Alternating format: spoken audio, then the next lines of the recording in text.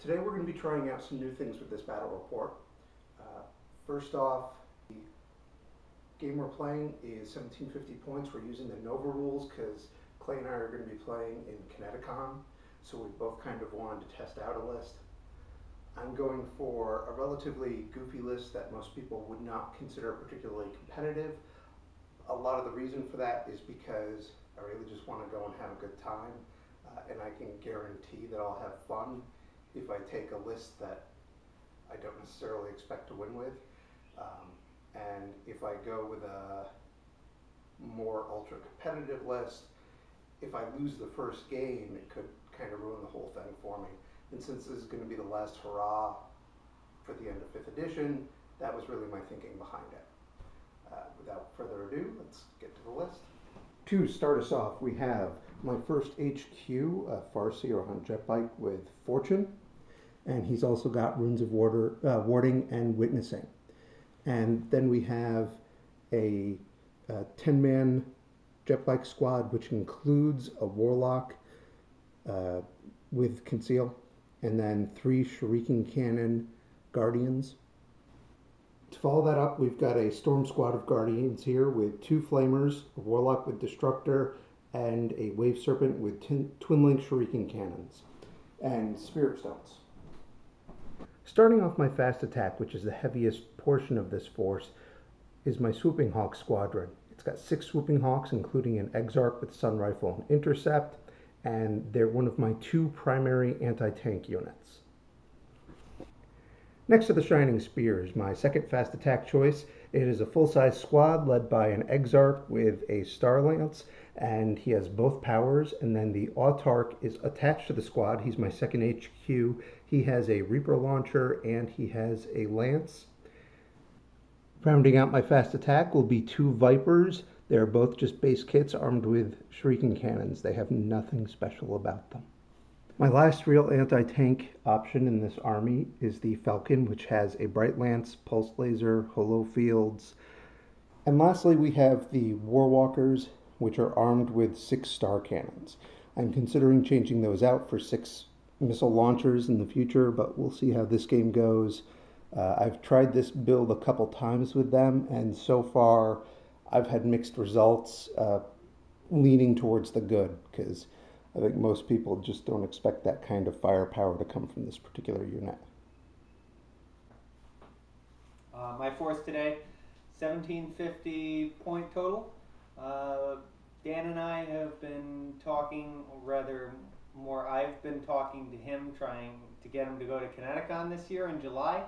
And so we were talking about possible lists for the Saturday night game, which was 1750. So we're fiddling, at least I'm fiddling around with that this year because I've been there for the past few years, and so I've got a pretty good idea as to what works for my force.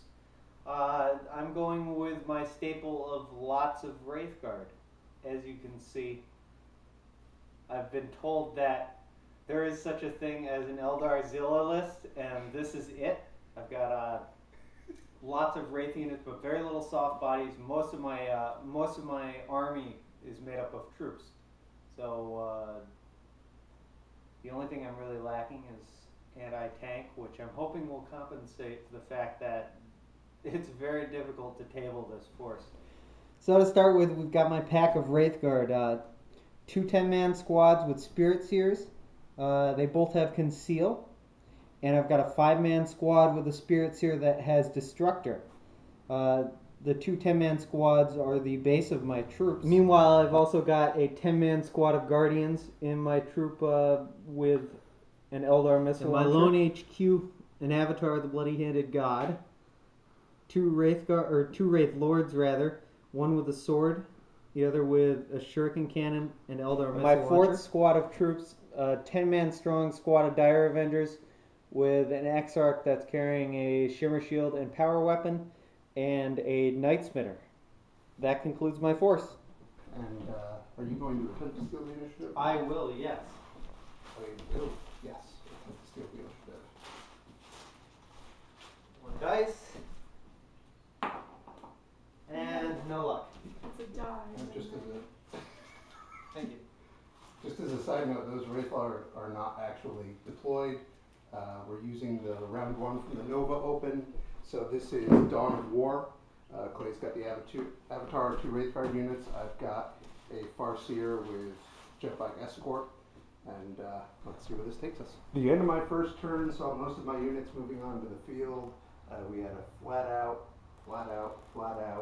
I shifted my jet bikes back just to make sure I wouldn't be in Clay's range for the bulk of his shooting for the first turn. Moved my Vipers on. I've got my Swooping Hawks deep striking in reserves, and my Warwalkers entering from reserve. Other than that, this is pretty much it. Just standard first turn. We also did a little bit of deployment correction because Clay thought it was 12 inches at the beginning of the game. He actually had to be 18 inches away. All right, bottom of turn one. The rest of my force moved on the table. I launched a barrage from my Night Spinner down into this cluster of jet bikes here. I tagged the jet bike squad and the Falcon with a solid hit on the scatter dice. Inflicted no casualties. He made all his saves on the jet bikes, but both of them have the Night Spinner effect on them. I moved up down the field with my rest of my units. My Wraithlord managed to shake the Falcon there. Would have blew it up if not for hollow fields. Yes.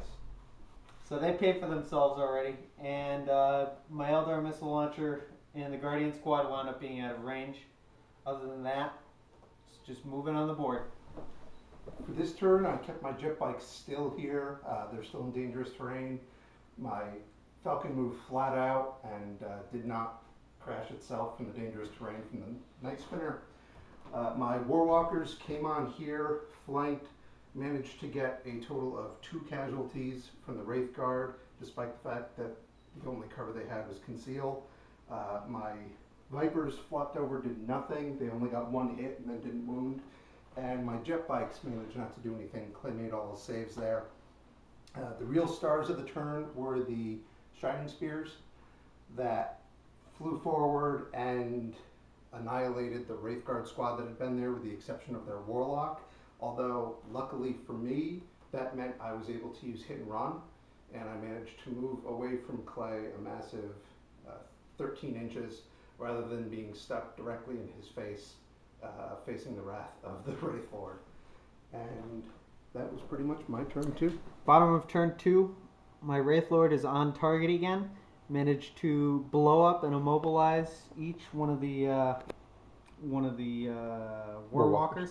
So one remains intact, the other's immobilized. Third is gone. My 8-man squad of Wraithguard, all 8 left, advanced on the bikes. Managed to take a couple out. Dire Avengers also fired on the bikes to no effect. They made all their saves. My Night Spinner launched a barrage on the Shining Spears with the Exarch and the Autarch. Managed to take one out, and they are now under its effects as well. My Avatar managed to snipe one of them just in range with a spear.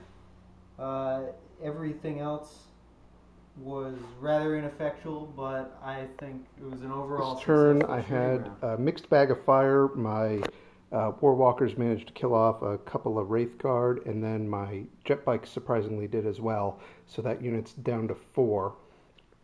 My Falcon did horrible against the Night Spinner. It missed 2 out of 3 strength 8 shots, and the last one failed to do anything. Over here, I managed to put 3 wounds on the Avatar between shooting and assault, and then he beat the face in of 2 guys I had. And that's pretty much most of what I did this turn. My Swooping Hawks still aren't here, and I'm just not doing enough firm damage. Alright, so the yet. main feature, bottom of turn 3, is that I made it into combat with his jet bike squad. He waited to not move until we got in because he was under the effect of the Night Spinner, so he didn't need to make dangerous terrain rolls at all. My Wraithguard and Dire Avengers both fired on to inflict a casualty. They charged in.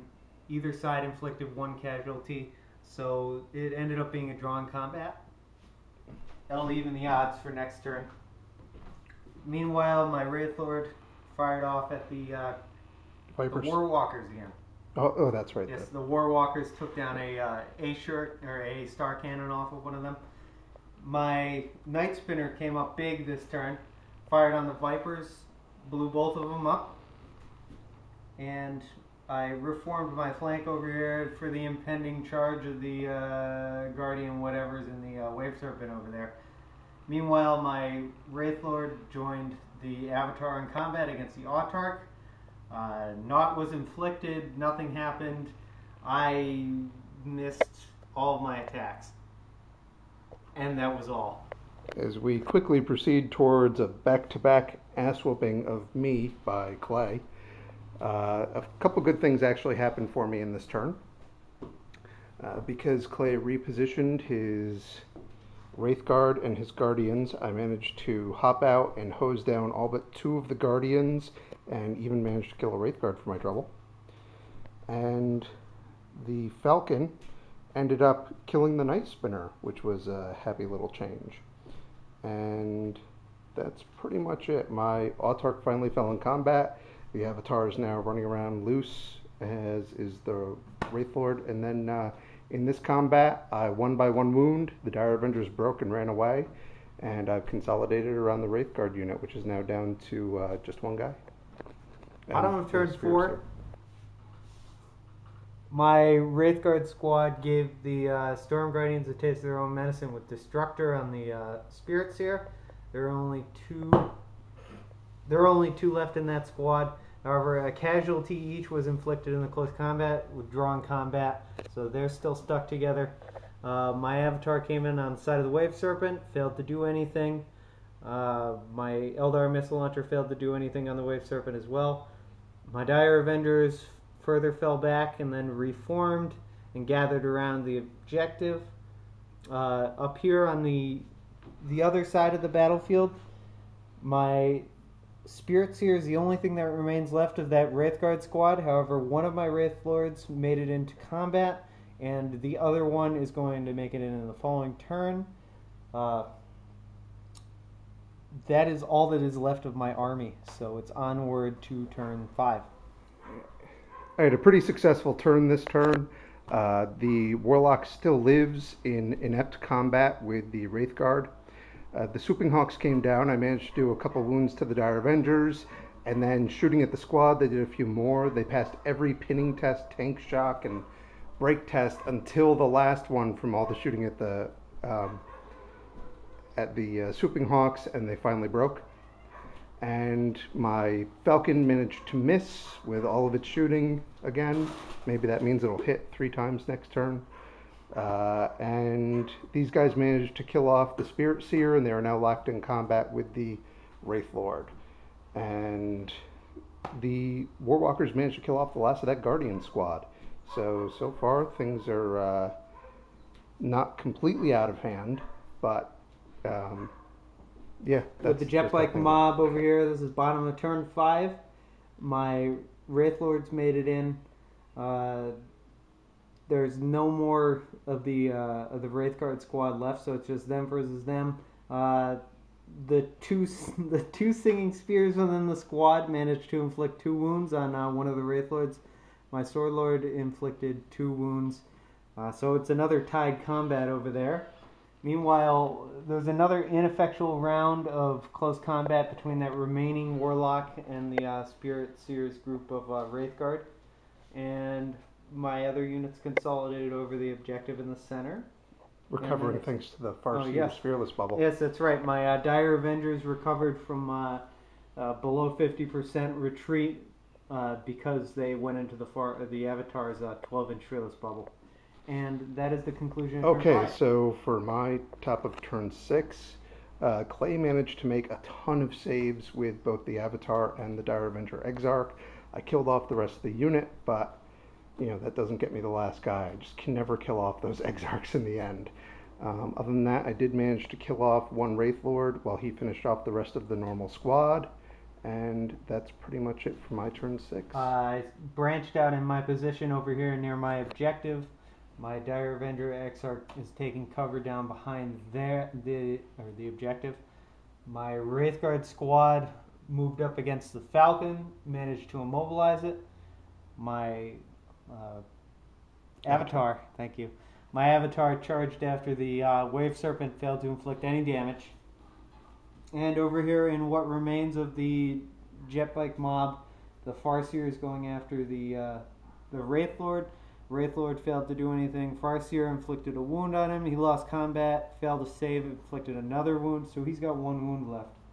And that is all that remains of my force. The bottom of turn 6. Let us see if the game continues. On a 1, 2, or 3, the game ends. On 4, 5, or 6, we go to turn 7.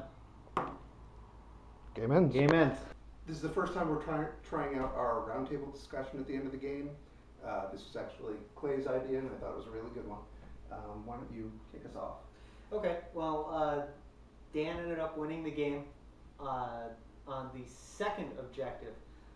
This whole system, what is it called again? The Nova system. The Nova system, it's new to us. We haven't actually tried any games with it.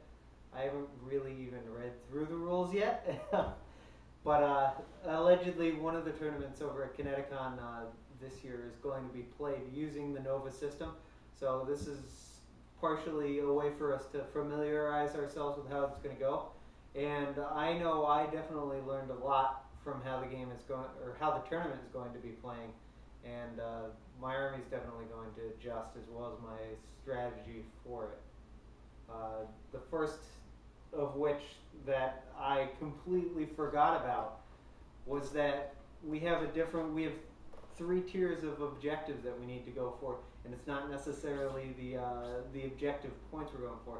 We ended up rolling for a kill points mission as the primary objective, which made the secondary objective table quarters. Yes. And the third objective was the objective holding. Of course, immediately I forgot that, and I focused solely on the objective markers. Meanwhile, Dan had a little more grasp of what was going on, and despite that, we managed to tie up with kill points in the end of the game, though if the game went another turn longer, he would have definitely eclipsed me on that. It came down to the second tier of table quarters, which the Nova rules go by whoever has more points in a quarter controls a quarter, and Dan definitely had a much better spread of units remaining than I did, so he handily won with table quarters, which gave him the overall victory. On the other note, the way the Nova system works, you also get points towards the non-primary objective. That's right. So you list points for the secondary and third objective, and on that, Clay actually scored a point in the third objective in that you had one. Yes. And I had no objectives at the end of the game. I pretty much just gave up on them, and I was pushing for the straight primary win. So that would have actually helped Clay out long term a bit better than me, because I would have gotten 0 points for those objectives, because I just gave up on them. Yeah. Honestly, this was a pretty interesting matchup, though, of 2 different theme armies. Dan primarily had a faster army with jet bikes, his skimmers. He had swooping hawks, deep striking in. He had war walkers flanking in, and I just had a doom fort in the middle with my 25 Wraith Guard, Wraith Lords, and Avatar. It played out pretty well, though, and I gotta hand it to Dan. He used his Shining Spears very well, finally, and I've used them okay a couple times. yeah, well, you know, not often against you. but you managed to wipe out that 10-man squad of that unit is a brutal thing to take on for anyone who hasn't faced one. Dealing with one can be a handful, but you can kind of ignore it. When you've got 2 full-size Wraith Guard squads, you just can't ignore them, because if you try to and focus on everything else, by the time you get around to them, they're going to be in your face, and you're not going to be able to do enough damage to stop him from getting where he wants and doing what he wants to do. So the Shining Spears really helped counter that to a large degree. Realistically, only because they have the autark in there. Oh yeah, and that extra 6 power weapon attacks you know, he just does so much damage when he comes in. I think he did, what, 4 wounds? Yeah. And that initial charge. Yeah. You know, they were just, they just killed it. You know, I felt like I got the best use out of them. And after that, there was some retribution. But, you know, with what they had done already. You had already gotten your points back, basically. And they still almost killed the Avatar. They almost tied took him him up down. for several turns. That was very impressive. And what that really did was, with that first charge that wiped out my Wraith Guard, that folded my left flank completely. Yeah. So I had to reorganize, shift my reserves over, and I set them up poorly, which allowed him to come in with his Guardians and put a Destructor and Flamers down to virtually wipe out my Guardians, which was one of my reserve units. I was hoping not to get them into combat. In retrospect, they were easy kill points, but in my mind, they were going to be my reserve objective holders. So I wasn't very comfortable with how that was turning out. And honestly, your other Jetbike squad did great too, just in terms of not dying. Yeah, their resilience is awesome when you have a Farseer with Fortune babysitting the squad, and it's pricey as all get out. I mean, it comes in at, what, 450 points, so it's very on par with what you're paying for a Wraith Guard squad. If I were going to make changes, if I saw an area where I really wanted to make change, it's the War Walkers. The Star Cannons just didn't have the range and potency that I needed once one of them got stranded. Well, fortunately for you, every target you wanted to shoot was within 33 to 36 inches for the rest of the game, which he just happened to be within range of the objective that I was foolishly clinging to. So otherwise, though, if circumstances had been different, that would have been a real killer. Yeah, well, I think they could have done, because I fired at the Wraith Lord ineffectually one round, and you know, they could have been a bigger threat to it, kept him away from reinforcing your Wraith Guard squad that was, you know, in the middle of that massive melee. That was probably my favorite part of the game too, that we had our 2 most resilient units just face to face, locked in combat, kicking each other around. It wasn't even fair. My Wraith Guard may have done they inflicted a wound on the Farseer, and I think that was about the extent of the damage that they did. So his jet bikes won out by far. It wasn't until my Wraith Lords rolled in that the tide really turned, and by then it was too late. I mean, my Dire Avengers folded after 1 turn in combat. And 1 wound inflicted on the Wraith Guard. They failed their morale check. I was very glad though that even though again it didn't make a difference in the end because we weren't playing mainly by objectives. Yeah. I was very glad for the Avatar, so that my Dire Avengers could reform. Yeah. That was lucky. Well, especially with how far you would run for their run both 10 times. inches. You know, it really helped out because if you kept on that path, they were off the table the next turn. Yeah. Now, you said you were going to make some changes. You were thinking about dropping the 5-man Wraith Guard squad. What do you think you'd replace them with? Something more mobile. Probably, the problem I had when I was constructing this list, I had a 200-point gap in the end. Mm-hmm. That's what those Wraith Guard ended up filling. Mm-hmm. However, I would really do well with a squad of Warp Spiders, as I have been doing lately as anti-tank. Yep. I don't know what I would use the other 60 so points, because I only have 5 Warp Spiders that I use. So I still have a 60-point gap. I mean, I could throw in some more Guardians. That might not actually be a bad idea, though. Mm-hmm. So you think you'd go either Guardians and Warp Spiders over, say, Farseer and... Yeah, because in terms of what my force has, if I, for instance, you wiped out that 10-man squad of Wraith Guard, mm-hmm. that really, if I lose a squad to, we're likely going to be facing armies like Grey Knights, Imperial Guard that are going to have a lot of range firepower, and determined shooting against Wraith Guard, it'll thin a squad, autocannons, that sort of thing, that'll thin a squad just as well as anything. I figure a 3-up rerollable will really make a hard day for any cycling Well, you might have to face. when I've got 2 Wraithguard squads, Yeah. I'll just shoot at the other one. That's where Yeah. the difficulty really comes in. I'll give the Farseer some consideration though. In terms of this battle, I'd say my most valuable unit. It's tough to say because first of all, my Night Spinner did well. Yes, it did. Um, Yeah, especially sinking both those Vipers. But in the end, it killed the Vipers. But otherwise, it really didn't do much in the end. It hit. Yeah. It put down it put down its effect on a lot of units, but you didn't take any casualties from it, Yeah. and your jet bikes weren't slowed down by it. Yeah. So, I would have to say, actually, I'm really gonna say the Sword Wraithlord, Okay. because that really cleaned up that put out a lot of fires. Yeah. That otherwise would have ruined me. He came in and finished off the Shining Spear squad when the Avatar was in trouble. Then he swooped around and he managed to make it in with the jet bikes and finish them off. My other Wraithlord did well too. He could have actually taken out that Falcon first round if not for the Hollow Fields. Yeah. And he put some early hurt on the War Walkers. He also managed to come in and start thinning out the jet bikes.